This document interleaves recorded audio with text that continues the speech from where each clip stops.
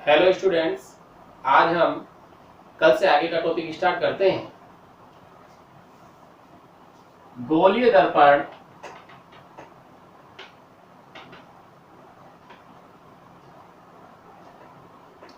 गोलीय दर्पण दो प्रकार के होते हैं।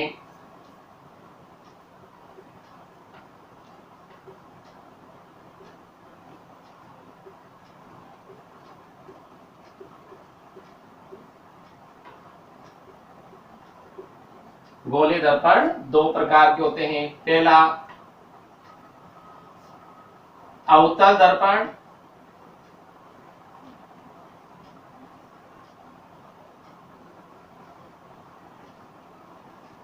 इसे हम इंग्लिश में कॉनकेव मिरर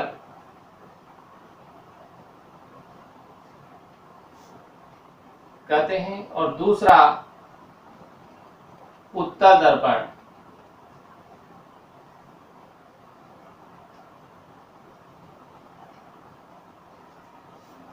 इसे हम कॉन्वेक्स मिरर बोलते हैं। तो गोलीय दर्पण कितने प्रकार के हो गए? दो प्रकार के। पहला अवतल दर्पण, दूसरा उत्तल दर्पण। फर्स्ट हम लेते हैं अवतल दर्पण।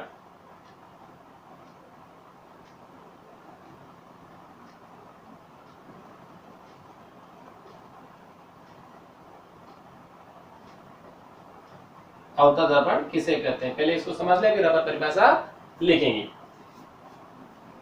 हमने कल पढ़ा था कि गोलीय दर्पण क्या होते हैं। कोई भी खोखला कांच का गोला है, खोखला कांच का गोला जिसका कोई ना कोई सेंटर पॉइंट होगा, केंद्र है। तो किसी भी खोखले कांच के गोले का कटा हुआ भाग, ये हमने इसको काट दिया, तो काटने पर अब इसका जो भाग बचा है, ये वाला भाग बचा, सेंटर पॉइंट वही रहेगा जो इस खोखले गोले का केंद्र है, ये सेंटर पॉइंट होगा इसका। तो ये जो कटा हुआ भाग है, ये गोलीय दर्पण कहलाता है। यदि इसके किसी भी एक भाग को पॉलिश कर दिया जाए तो गोलीय दर्पण बन जाएगा। अब दर्पण में हम पॉलिश इधर भी कर सकते हैं और इधर भी कर सकते हैं।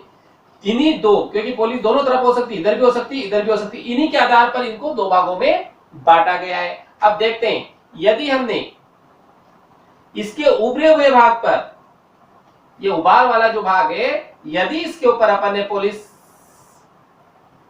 कर दी जाए या कर दी, यदि हमने इसके उभरे हुए भाग पर पॉलिश कर दी, तो ये दबा हुआ जो भाग है ये परावर्तक पृष्ठ बन जाएगा, परावर्तक पृष्ठ का कार्य करेगा।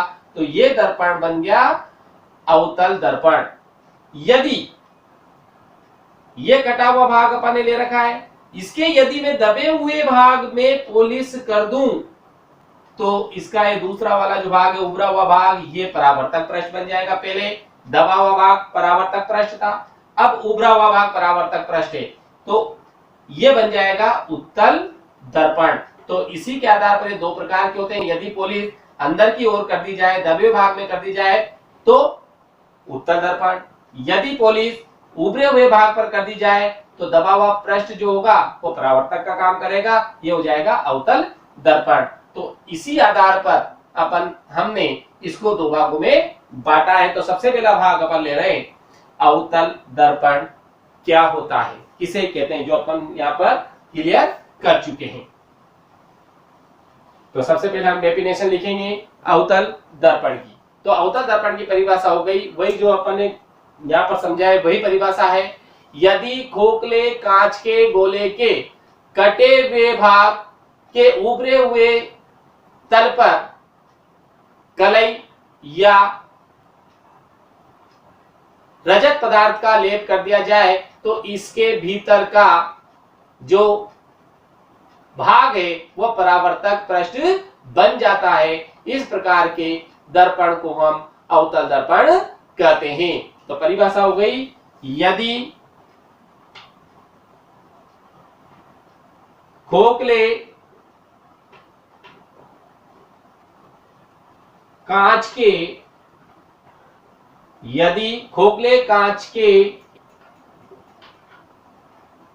गोले के कटे हुए भाग, यदि खोखले कांच के गोले के कटे हुए भाग के उभार वाले पृष्ठ पर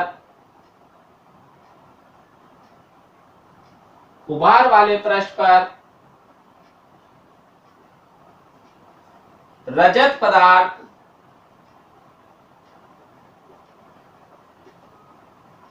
का लेप अर्थात कलई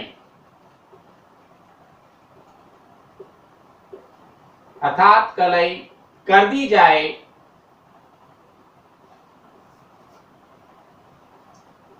जाए तो इसका दबा हुआ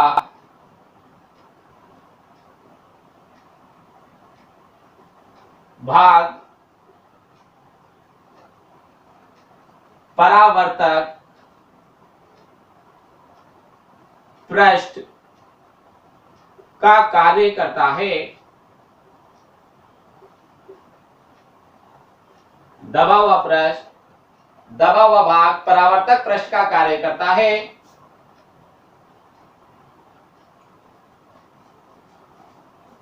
इसे ही अवतल दर्पण कहते हैं।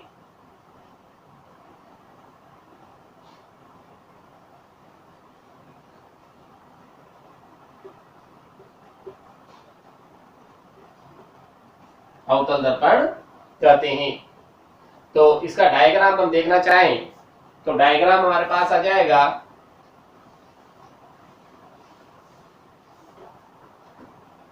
ये हमने खोखले गोले का कटा हुआ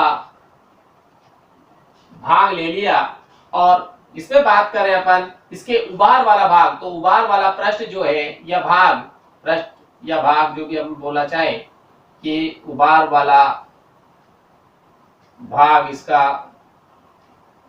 इसको हमने कलई कर दिया। तो इसका जो दबा हुआ भाग है वो परावर्तक पृष्ठ का कार्य करता है।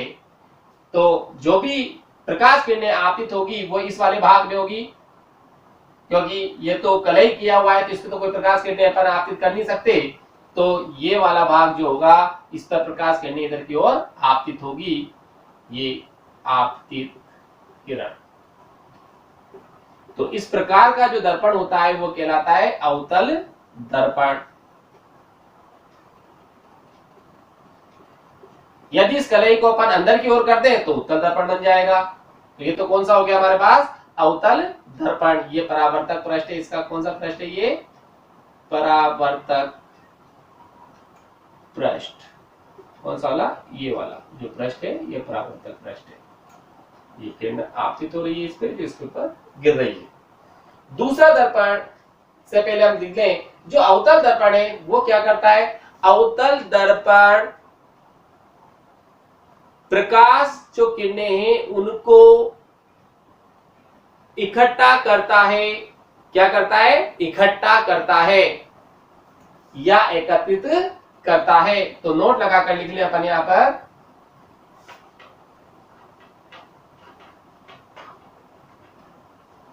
अवतल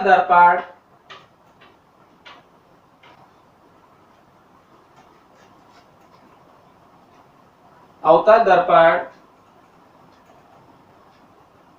आपतित प्रकाश, अवतल दर्पण आपतित प्रकाश किरणों को क्या करता है, ये आपतित प्रकाश किरणों को एकत्रित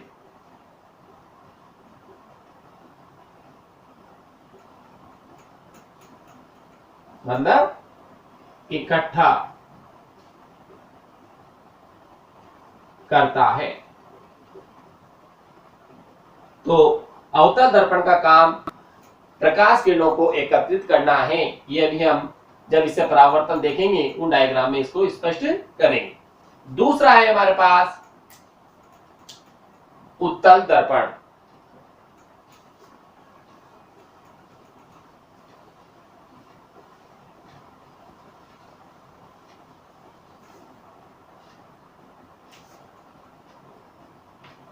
दूसरा प्रकार है इसका उत्तल दर्पण। उत्तल दर्पण कॉन्वेक्स मिरर। उससे उल्टी परिभाषा हो जाएगी। इसमें क्या डेफिनेशन होगी, देखो पहले इसको समझ लें। ये कोई भी कांच का खोखला गोला जो इसका कटा हुआ भाग, पहले हमने कलाई इसके ऊपरी भाग पे करी थी, अब कलाई कहां कर दी जाए, इसके दबे हुए भाग पर कलाई कर दे, हम रजत पदार्थ से लेपित कर दें। ये कलाई जैसे हम इस पे करेंगे तो इसका जो उबार वाला भाग है, ये वाला भाग, ये परावर्तक पृष्ठ बन जाएगा। इसी को हम बोलते हैं उत्तल दर्पण। सॉरी, उत्तल दर्पण। तो सबसे पहले इसकी डेफिनेशन हम लिख लेते हैं। तो परिभाषा हो जाएगी कि खोखले कांच के गोले के कटे हुए भाग के भीतर वाले भाग को रजत पदार्थ से लेपित कर दिया जाए तो उभरा हुआ भाग परावर्तक पृष्ठ का कार्य करता है। तो इस प्रकार का जो दर्पण होता है उसी को हम क्या कहते हैं, क्या कहते हैं, इसी प्रकार के उसको उत्तल दर्पण कहते हैं। तो परिभाषा हो गई, यदि किसी खोखले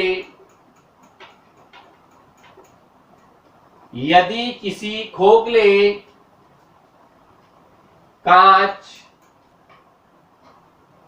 के गोले, यदि किसी खोखले कांच के गोले के कटे हुए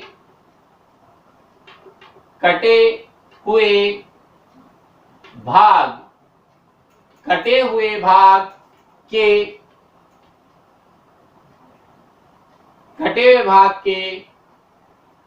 अंदर वाले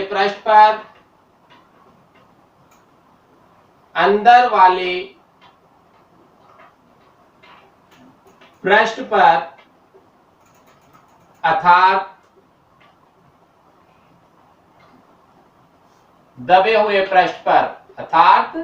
दबे हुए पृष्ठ पर रजत पदार्थ का लेप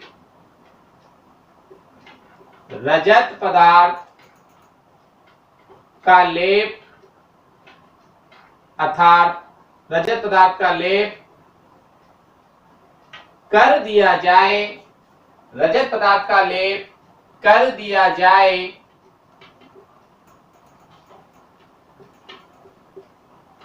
तो इसका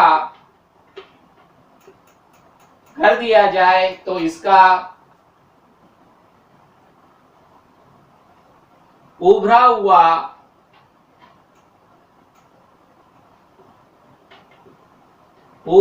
भाग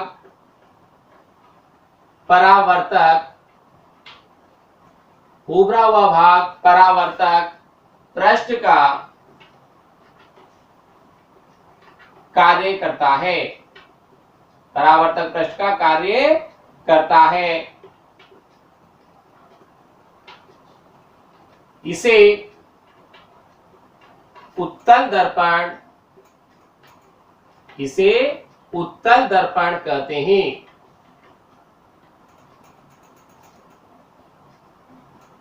इसे उत्तल दर्पण कहते हैं। उससे देखो, ये हमारे पास वही खोखला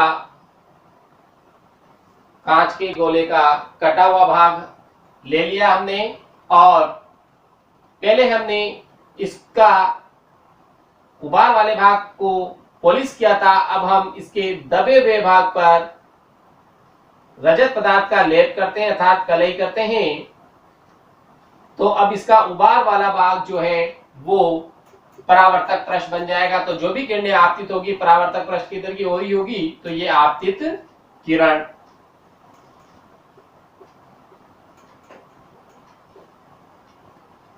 ये हो गया इसका परावर्तक पृष्ठ। कौन सा पृष्ठ हो गया ये वाला? परावर्तक पृष्ठ। परावर्तक पृष्ठ।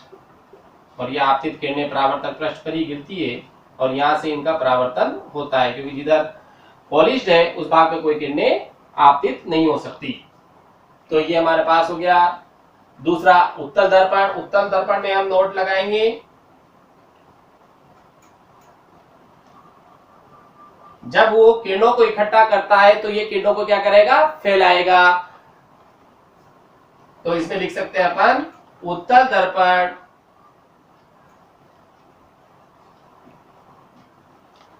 आपतित प्रकाश किरणों को आपतित प्रकाश किरणों को फैलाता है।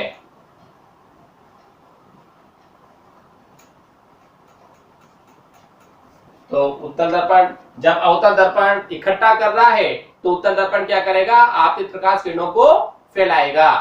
ये दो प्रकार हो गए गोले दर्पण के, एक तो अवतल दर्पण और एक उत्तल दर्पण।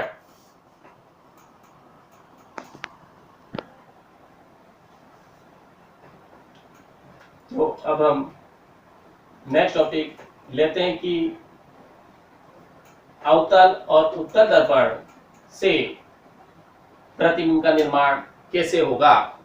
मतलब सॉरी, प्रतिबिंब तो बाद में लेंगे अपन, पहले ले लेते हैं परावर्तन कैसे होगा। तो अब हम परावर्तन लेते हैं। परावर्तन का मतलब इसका डायग्राम, पहले सबसे पहले डायग्राम देखने अपन को कि उत्तल और अवतल दर्पण से परावर्तन के चित्र कैसे होंगे, क्योंकि हमने यहाँ पर बोला है कि ये किरणों को, अवतल दर्पण किरणों को इकट्ठा करता है और उत्तल दर्पण किरणों को फैलाता है। तो कैसे फैलाता है उस चीज को हम यहाँ पर देखना चाहते हैं।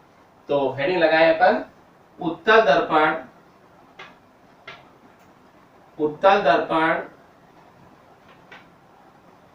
एवं अवतल दर्पण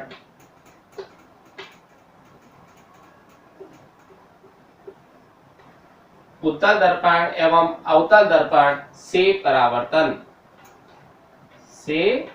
परावर्तन इनको हम डायग्राम द्वारा समझेंगे। तो एक तरफ तो हम उत्तल दर्पण का या अवतल दर्पण का डायग्राम ले लेते हैं। ये हमने ले लिया अवतल दर्पण। अवतल दर्पण होगा तो इसका उभार वाला जो भाग है वो रजत पदार्थ से पॉलिश किया हुआ होगा या कलई कर देंगे। तो ये हो गया हमारे पास कौन सा दर्पण? अवतल दर्पण। और ये होती है यहाँ पर ये मुख्य अक्ष, जो अभी अपन परिभाषा के तहत पढ़ेंगे, ये मुख्य अक्ष होती है। ये भी परिभाषा में लिखेंगे जस्ट इसके बाद अपन। तो देखिए यहाँ पर प्रकाश किरण, ये प्रकाश किरण आपतित हुई और ये प्रकाश किरणें क्योंकि नेचुरल है, जो परावर्तक पृष्ठ उस पर आपतित होगी और आपतित होने के बाद ये यहाँ से परावर्तित हो जाएगी। ये परावर्तित हो गई, ये भी इधर से भी ये वाली किरण तो इधर से परावर्तित होकर यहाँ आ गई, जा रही है, और ये किरण इधर से भी परावर्तित हो रही है, ये इधर की ओर परावर्तित हो रही है। ये ऐसा नहीं है, ये आगे तो बढ़ जाएंगी, ये परावर्तित हो रही है। तो ये तो अपन यहाँ पर ओ डाल देते हैं क्योंकि परिभाषा में जरूरत पड़ेगी अपन को। ओ क्या है, यहाँ पर अपन पी डाल देते हैं पहली किरण पर, दूसरी किरण है तो इस पर क्या डाल देते हैं? पी डैश डाल देते हैं। और ये आपतित किरण हो गई। कौन सी किरण है ये? आपतित किरण। ये भी आपतित किरण है। ये है बीच वाला मुख्य अक्ष। मुख्य अक्ष अब बात करें अपन यहां पर ये सी, ये होता है वक्रता केंद्र। अब ये वक्रता केंद्र, ये तो हो गया फोकस। अभी बात करेंगे फोकस की भी कि मुख्य फोकस क्या होता है, वक्रता केंद्र क्या होता है। तो ये जो जिस खोखले गोले का कटा हुआ भाग ये है, उस गोले का जो केंद्र था वो केंद्र जो आ रहा है इस जगह प्राप्त होगा। अगर इसको डॉट डॉट डॉट डॉट पर पूरा बनाए तो केंद्र यही प्राप्त होगा। तो ये जो केंद्र होता है वे वक्रता केंद्र कहलाता है, जैसा कि अपन अभी डेफिनेशन में क्लियर करेंगे। तो ये तो हो गया यहाँ से। अभी मैंने इसके पे जस्ट पहले आपको बताया है कि जो अवतल दर्पण होता है वो किरणों को इकट्ठा करता है। तो किरण यहाँ से चली, आपतित किरण बिंदु P पर टकराती है और यहाँ से इसका परावर्तन होता है तो इधर की ओर आएगी, और ये नीचे वाली किरण जो चल रही है वो P डैश पर जाकर टकराती है और इधर से इसका परावर्तित हुई तो यहाँ आकर मिल गई। तो ये क्या कर रहा है, किरणों को इकट्ठी कर रही है, इकट्ठी करने का काम कर रहा है। इधर से और किरण आएगी भी टकरा कर भी चलेगी, ये भी चाहिए चलेगी। ये हो गया अवतल दर्पण में। तो वो स्पष्ट हो चुका है कि अवतल दर्पण किरणों को, प्रकाश किरणें जो है आपतित प्रकाश किरणें, उनको इकट्ठा करने का कार्य करता है। यहां हम लेते हैं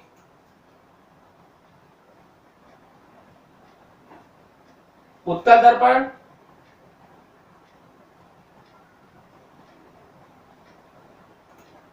ये दूसरा डायग्राम हम देख रहे हैं। अगर उत्तल दर्पण है तो जो पॉलिश की जाएगी वो कहां की जाएगी, अंदर वाले भाग में रजत पदार्थ का लेप दबे हुए भाग में किया जाएगा, और इसका जो उबार वाला भाग है वो परावर्तक पृष्ठ का कार्य करेगा। तो ये हो गया उत्तल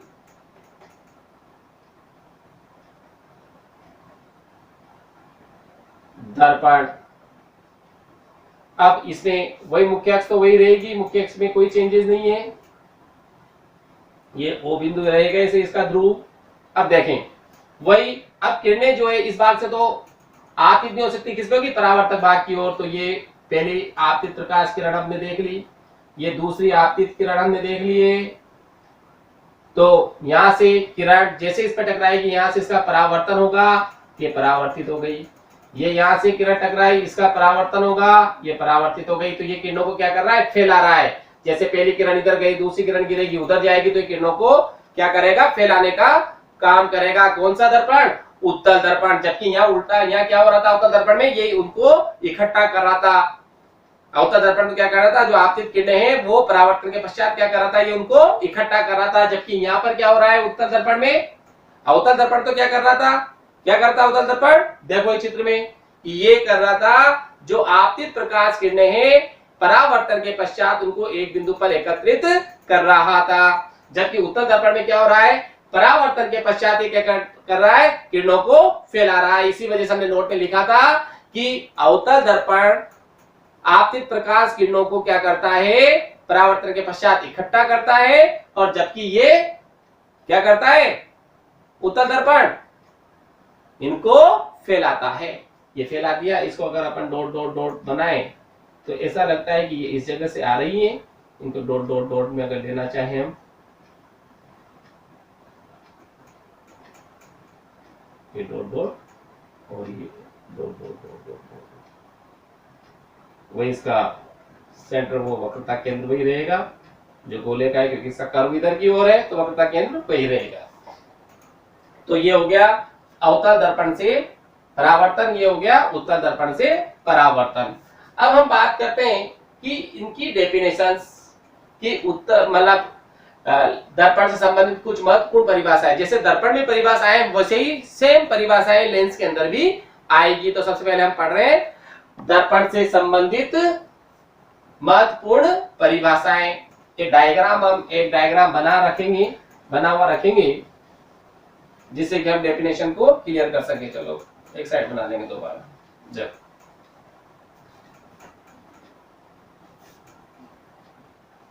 दर्पण से संबंधित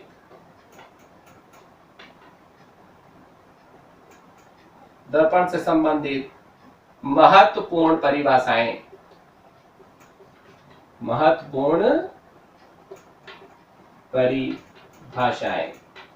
क्योंकि डेफिनेशन हमारे भी काम आएगी।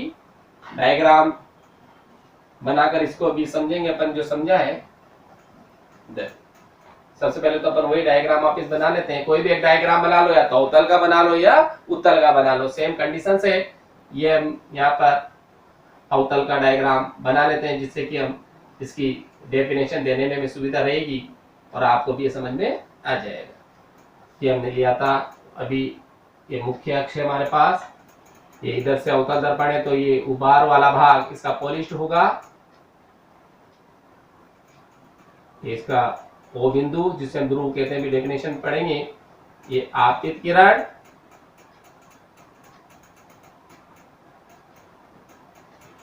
और ये यहां से इसका परावर्तन हुआ और इसका भी इधर से परावर्तन हुआ, आज बिंदु मिल गई, हो गया फोकस एफ, और ये इसका वक्रता केंद्र, कटे हुए गोले का जो केंद्र है वो सी हो गया, तो इसको कहते हैं अपन वक्रता केंद्र। ये हो गया पी और पी डेस, ये मुख्य अक्ष। ये डायग्राम अभी अपन ने बनाया था, दोबारा बनाया है। तो सबसे पहले फर्स्ट डेफिनेशन अपन ले रहे हैं कि द्वारक क्या होता है। दर्पण के जिस भाग से, दर्पण के द्वारक, पहली परिभाषा है हमारे पास द्वारक।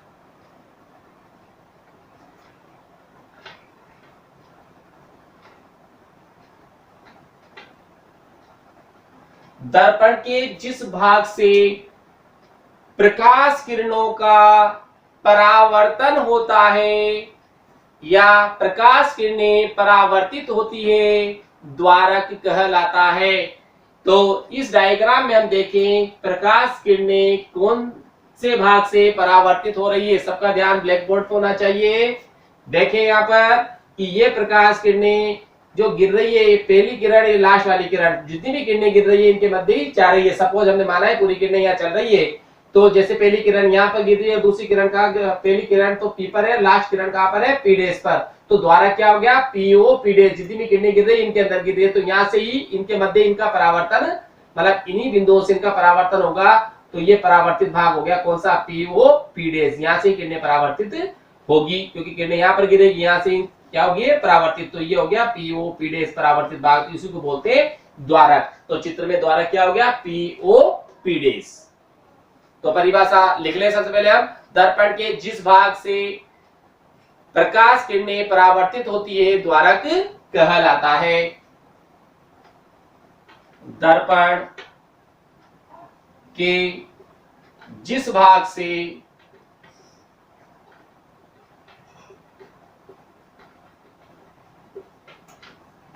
प्रकाश किरणें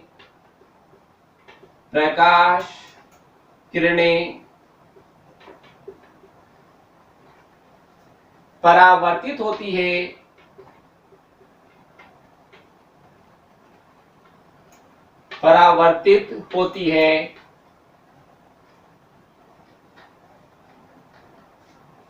द्वारक कहलाता है।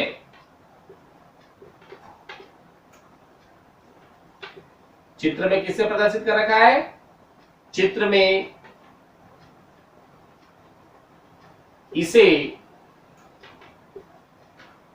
पीओपी डेस से प्रदर्शित किया है।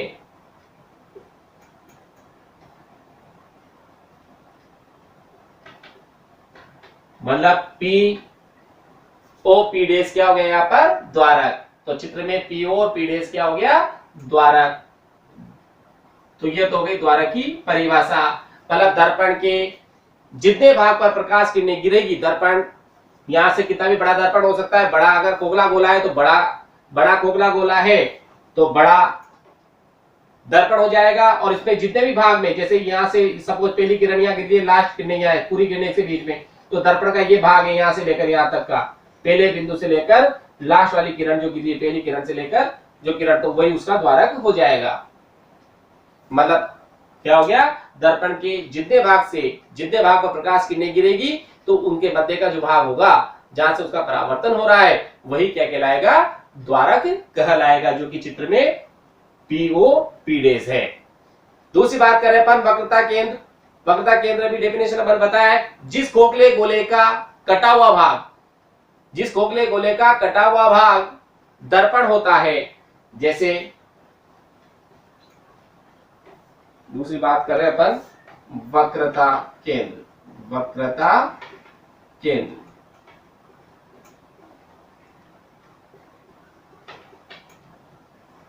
जिस खोखले गोले का, ये खोखला गोला था, ये ले लिया, जैसे अपन ने कोई भी कांच का खोखला गोला, इसको काट दिया, तो इसका केंद्र क्या था, ये था। तो इस खोखले गोले को काटने के बाद ये वाला हिस्सा बचा, ये हिस्सा हटाने के बाद इसको हटा दिया अपन ने, केवल ये हिस्सा रखा, तो इसका ये जो केंद्र है यही वक्रता केंद्र सी कहलाता है। ये सी जो होगा मतलब उस गोले का जो केंद्र है वही इसका वक्रता केंद्र होगा। मतलब वो खोखले गोले का जो केंद्र था वही उस दर्पण का वक्रता केंद्र कहलाता है। तो परिभाषा हो गई, जिस खोखले गोले का कटा हुआ भाग दर्पण होता है, जिस खोखले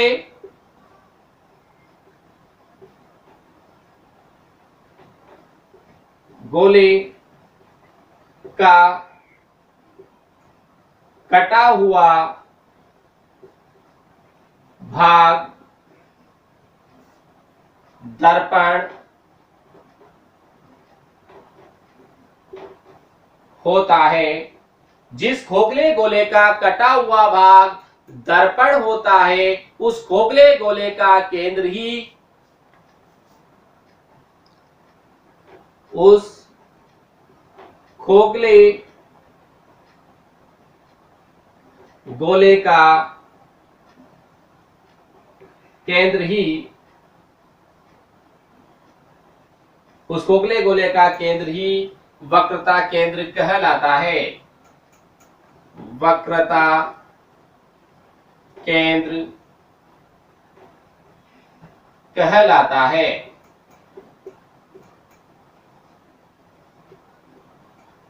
तो चित्र में क्या हुआ, इस चित्र में सी क्या हो गया, वक्रता केंद्र। चित्र में सी क्या है, वक्रता केंद्र।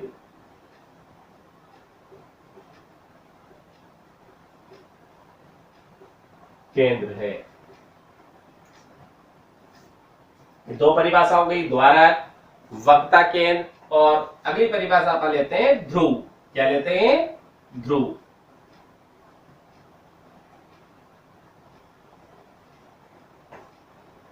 तीसरी परिभाषा है ध्रुव। दर्पण का जो परावर्तक तल होता है उसका मध्य बिंदु दर्पण का ध्रुव कहलाता है। जैसे ये हमारे पास ये दर्पण है, इस दर्पण का मध्य बिंदु है परावर्तक। जितना भी बड़ा दर्पण होगा, कितना भी बड़ा दर्पण ले सकते हैं अपन, उस दर्पण का जो मध्य बिंदु होगा, मतलब परावर्तक तल का मध्य बिंदु, वही क्या कहलाएगा, ध्रुव कहलाएगा। जैसे ये अपन ने दर्पण ले लिया, ये पूरा इसका क्या है, परावर्तक तल है, ये पूरा वाला, यहाँ से लेकर किरणें यहाँ से कहीं से भी परावर्तित हो सकती है इनमें से, तो इसका मध्य बिंदु कौन सा हुआ, ये, तो यही क्या कहलाएगा, ध्रुव कहलाएगा। जैसा कि चित्र में प्रदर्शित किया गया है, ओ वही क्या कहलाता है, ध्रुव कहलाता है। तो परिभाषा हो गई, दर्पण के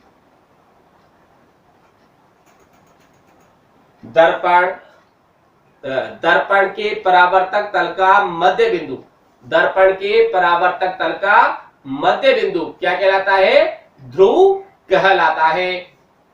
दर्पण के परावर्तक तल का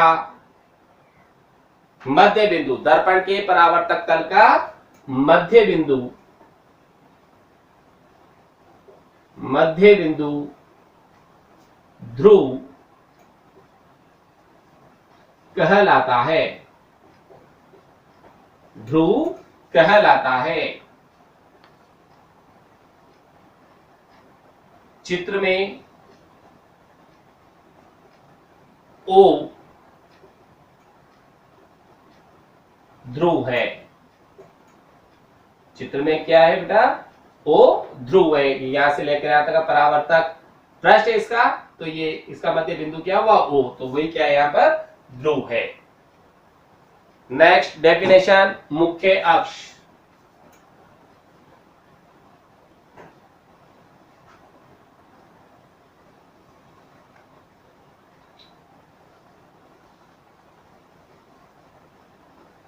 नेक्स्ट डेफिनेशन है मुख्य अक्ष।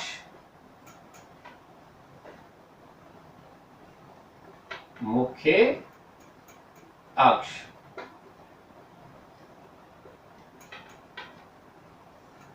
मुख्य अक्ष की डेफिनेशन क्या हो जाएगी? देखो अपने डायग्राम में सीधी लाइन बना रखी है मुख्य अक्ष, तो ये क्या हो गया? सी भी आ रहा है और ओ, तो ये रेखा कहां से गुजर रही है? सी और ओ से। तो परिभाषा क्या बन गई? दर्पण के ध्रुव ओ तथा वक्रता केंद्र सी को मिलाने वाली रेखा, क्योंकि ओ को अपन क्या बोलते हैं? ध्रुव, और सी को क्या बोलते हैं अपन? वक्रता केंद्र। तो ओ और सी को मिलाने वाली रेखा क्या हो गई? क्या हो गई? मुख्य अक्ष। तो डेफिनेशन क्या हो गई? दर्पण के ध्रुव ओ तथा वक्रता केंद्र सी को मिलाने वाली रेखा क्या कहलाती है? क्या कहलाएगी? मुख्य अक्ष कहलाती है। तो परिभाषा भी यही है, कोई रटने की जरूरत नहीं है, जैसा डायग्राम है वो की परिभाषा सामने आ रही है। दर्पण के ध्रुव ओ तथा वक्रता केंद्र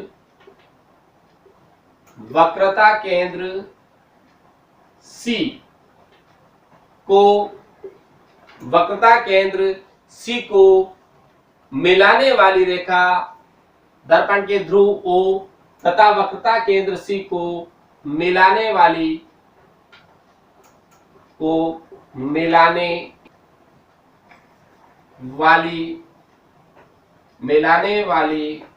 रेखा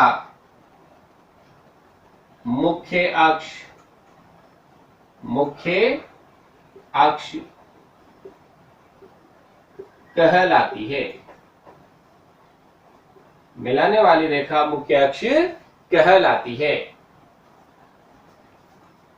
अगली बात करें अपन वक्रता त्रिज्या, क्योंकि अभी अपन डेरिवेशन पढ़ेंगे तो उसमें वक्रता त्रिज्या और फोकस दूरी क्या होती है, दोनों की डेफिनेशन जरूरी है, क्योंकि इन्हीं में अपन रिलेशन निकालेंगे। तो वक्रता त्रिज्या वक्रता त्रिज्या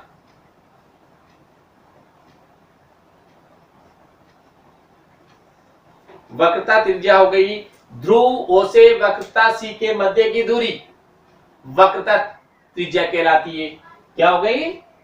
ध्रुव ओ से वक्रता केंद्र सी के मध्य की दूरी, मतलब ओ से लेकर सी तक की जो दूरी है उसको ही बोलते हैं अपन वक्रता त्रिज्या, इसको कैपिटल आर से प्रदर्शित करते हैं। किससे लिखते हैं? कैपिटल आर से। बहुत जगह स्मॉल आर भी होता है, इसमें कोई दिक्कत नहीं है। इसको किससे? ऐसे तो अपन जनरली कैपिटल आर से यूज कर देते हैं। तो क्या हो गया? दर्पण के ध्रुव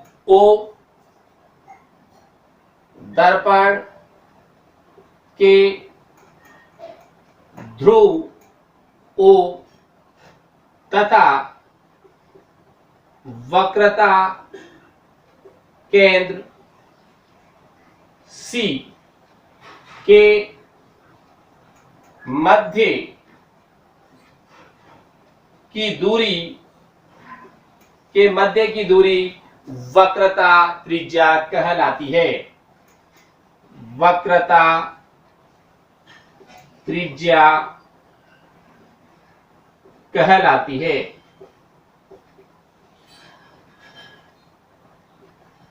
इसे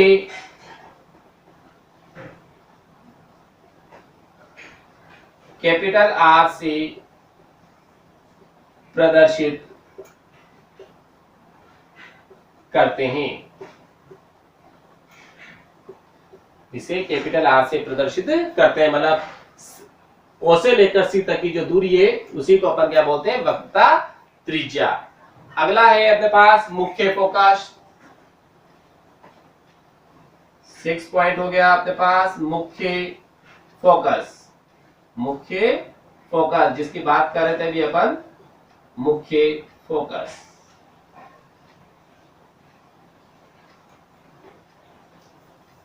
मुख्य फोकस में आ जाएगा मुख्य अक्ष के समांतर आपतित प्रकाश किरणें, मुख्य अक्ष के समांतर, ये मुख्य अक्ष हो गया, इसके समांतर आपतित प्रकाश किरणें परावर्तन के पश्चात दर्पण के जिस बिंदु पर आकर मिलती है या मिलती हुई प्रतीत होती है उस बिंदु को मुख्य फोकस या फोकस बिंदु एफ कहते हैं। मतलब ये हो गया कि देखो अपन ने अवतल दर्पण लिया था, उसमें ये प्रकाश किरणें परावर्तन के पश्चात, ये प्रकाश किरणें परावर्तन के पश्चात एफ से एफ पर आकर, मतलब परावर्तन के पश्चात दोनों किरणें जहां जाकर मिलती है उसी को अपन बोलते हैं मुख्य फोकस। तो ये यहां पर आकर मिली तो यही एफ हो जाएगा। तो इसमें तो डायरेक्ट मिलती है, जबकि उत्तर दर्पण फैलता है तो पीछे मिलाने पर मिलती हुई प्रतीत होती है। तो परिभाषा क्या हो गई? मुख्य अक्ष के समांतर आपतित प्रकाश किरणें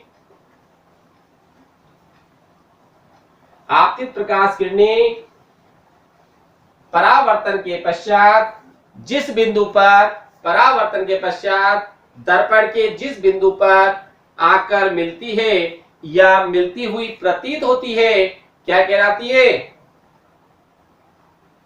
या उस मिलती हुई प्रतीत होती है, उस बिंदु को हम क्या कहते हैं? फोकस।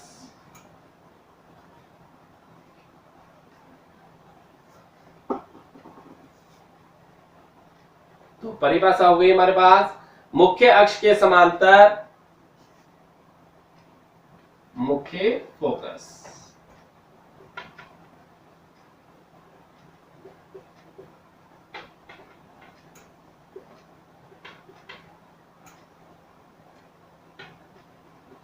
मुख्य अक्ष के समांतर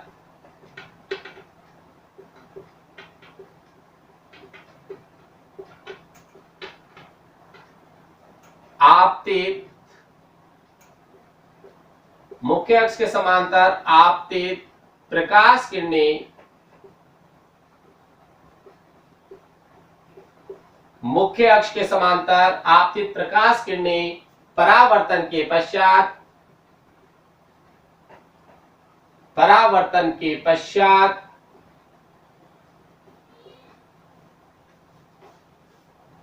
दर्पण के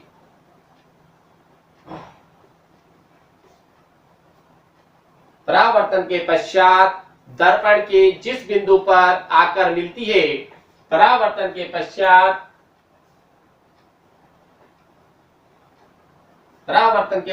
दर्पण के जिस बिंदु पर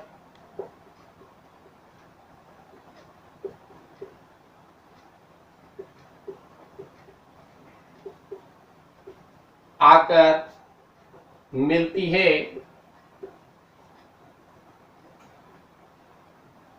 या मिलती हुई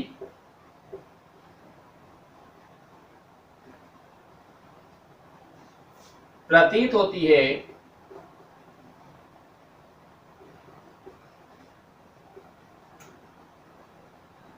मुख्य अक्ष के समांतर आपतित प्रकाश किरणें परावर्तन के पश्चात दर्पण के जिस बिंदु पर आकर मिलती है या मिलती हुई प्रतीत होती है, उस बिंदु को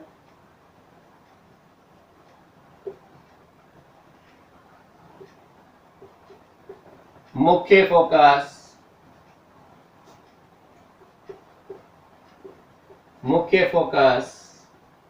एफ कहते हैं। मुख्य फोकस एफ कहते हैं। अब बात करें अपन फोकस की, तो जो अवतल दर्पण होता है उसमें मुख्य फोकस क्या होता है? दर्पण के सामने की ओर, क्योंकि जिधर परावर्तक पृष्ठ होता है उधर ही क्या होगा? दर्पण वस्तु रखी होगी, तो दर्पण के सामने। जबकि उत्तल दर्पण में फोकस बिंदु कहां होता है? पीछे की ओर। तो नोट लगाकर लिख सकते हैं अपन,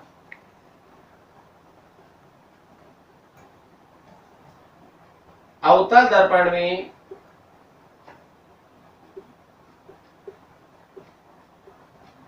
मुख्य फोकस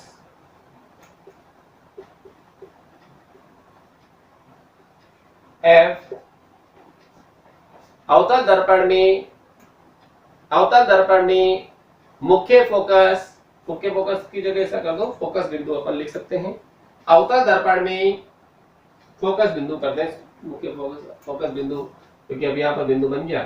तो अवतल दर्पण में फोकस बिंदु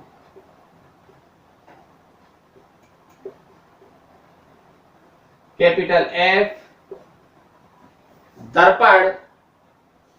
दर्पण के सामने की ओर होता है, जबकि उत्तर दर्पण में फोकस बिंदु दर्पण के पीछे की ओर होता है।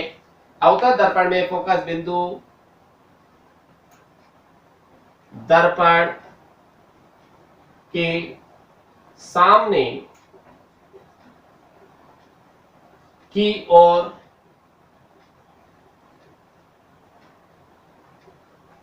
होता है, जबकि उत्तल दर्पण में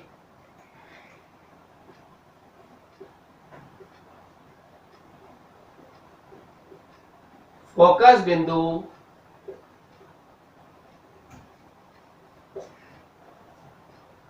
दर्पण के पीछे की ओर होता है। यह हमें ध्यान रखना है, क्योंकि आगे जब हम इससे चित्र प्रतिबिंब बनाएंगे तो ये कंडीशन हमारे पास सामने होनी चाहिए कि अगर अवतल दर्पण रखा हुआ है तो फोकस बिंदु उसी ओर होगा, वस्तु की ओर, मतलब दर्पण के सामने, और यदि उत्तल दर्पण है तो फोकस बिंदु पीछे की ओर, जैसा हमने डायग्राम में समझा था। जैसे तो अवतल दर्पण है तो इसमें फोकस बिंदु कहाँ आ रहा है, इधर दर्पण के सामने की ओर ही आ रहा है, जबकि अवतल दर्पण जो था उसमें क्या था, इस प्रकार से अवतल दर्पण था, ये इधर से पॉलिश किया हुआ था, ये वाला भाग, सॉरी, ये वो तो अवतल दर्पण हो गया, ये उत्तल दर्पण की बात कर रहे हैं। तो उत्तल दर्पण में अंदर वाला भाग क्या था, पॉलिश था, तो इधर से ये किरणें जा रही थी, ये प्रकाश किरणें आ रही थी, यहाँ से इनका क्या हो रहा था, परावर्तन हो रहा था। तो ये किरणें ये डॉट डॉट डॉट डॉट पीछे की ओर बढ़ रही थी, तो एफ कहाँ आ रहा था, दूसरी ओर आ रहा था। तो क्योंकि इधर ये लेंस तो इधर है, तो दर्पण तो ये हुआ, तो दर्पण के पीछे की ओर प्राप्त हो रहा था। ये किसमें था, ये उत्तल दर्पण में, और अवतल दर्पण में सामने नजर आ रहा है कि लेंस मतलब दर्पण के सामने की ओर ही फोकस बिंदु है। अब हम एक डेफिनेशन और ले लेते हैं कि फोकस बिंदु हो गया हमारे पास। अब बात करें अपन फोकस दूरी, क्योंकि फोकस दूरी के लिए भी अपन डेरिवेशन करते समय आवश्यकता पड़ेगी। तो फोकस दूरी को हम स्मॉल एफ से प्रदर्शित करते हैं। तो नेक्स्ट डेफिनेशन, फोकस दूरी।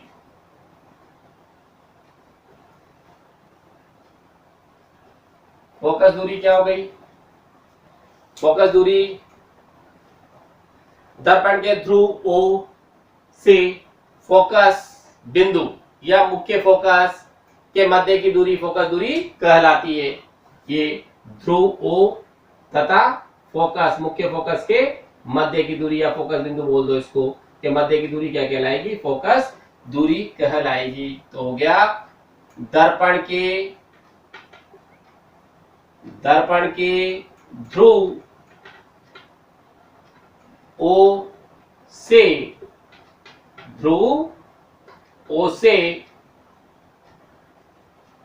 मुख्य फोकस कैपिटल F के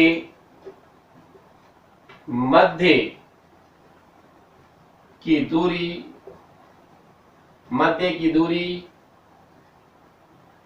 को फोकस दूरी कहते हैं,